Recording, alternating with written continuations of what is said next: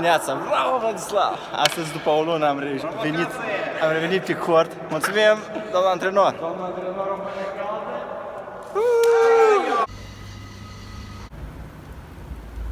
Primii fulgi de zăpadă. Te bucuri ca un copil de fiecare dată.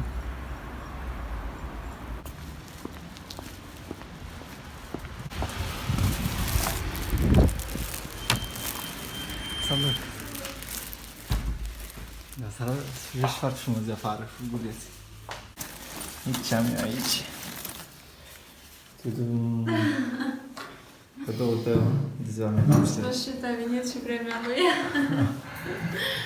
Și chiar în ăsta am făcut ceai. Ion a făcut ceai de mucieș. Da.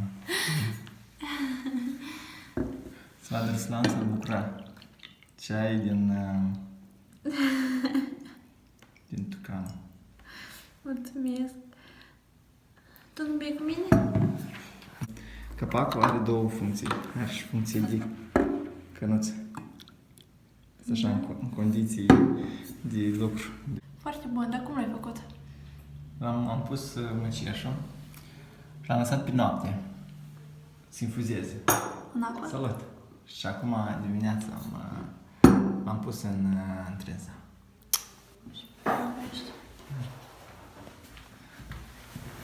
Salut, Diana!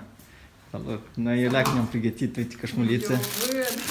Iată, cu ce drăguță! Da, este Cel cum simți ca în haina lui Moșu Crăciun. Da, la Bestseller a venit Moșu, cadouri o așteptăm. Așteptăm în vizită. Eu sunt cadou. Urma s-o completat după sesiune, dar în timp sesiunii. Letter to Santa.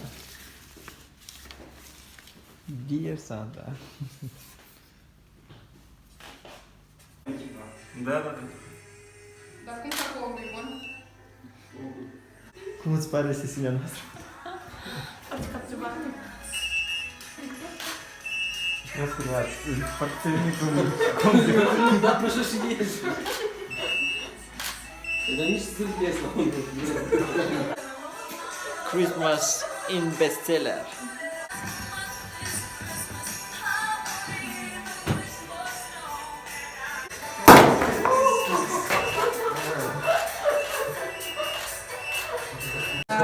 Cineva o să țină borcanul, da? O să-l deschide și ceilalți o să ia câte o dorință, o să întindă mâna și o să ia câte o dorință. Ok. Fotografiem asta, după care toți le desfacem și fotografiem cum citim dorințe. Așa?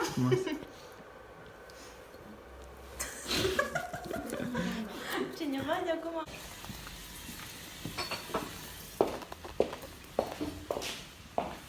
Din partea librăriei Bestseller, o carte. Vezi ce mesaj ai din partea autorului? Mulțumesc. Nici mai poți puțin. Deci când nu mai poți puțin. Lecturi plăcută. Mulțumesc tare mult. Cred că și o să mă inspire la Cricovaran.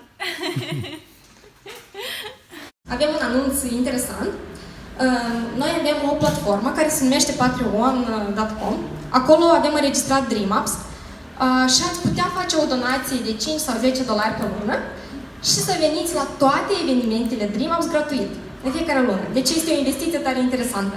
Evenimente la care veți întâlni prieteni, veți bea radler gustos cu noi și veți mânca multă pizza. Deci eu zic că este un deal super bun. I grew up in California, in Cupertino, so those of you that know about Apple, that's my home. I then moved and I actually lived in Singapore for quite a while and moved back, and I went to study engineering and mathematics at Berkeley in California. Shortly after leaving school, I started a company. At the time, mobile technology was brand new, the iPhone had just been launched. And we were building software for small businesses to track their customers and do online payments. That company that was called Punched, we started with some friends, we sold to Google. So then I was working at Google in their commerce division, working on maps and a number of other things, including Motorola.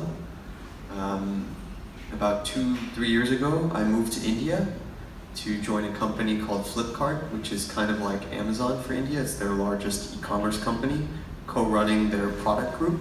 So I was a product manager, a software engineer, a hardware engineer, and now I work for my old university, helping to manage our money and invest in venture capital and high-risk investments, like things like a lot of cancer treatment, a lot of immuno-oncology and things like this.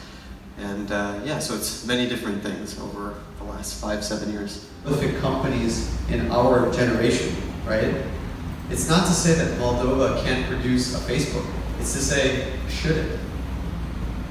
Because maybe there's some other problems that need to be solved here and now that are more important today.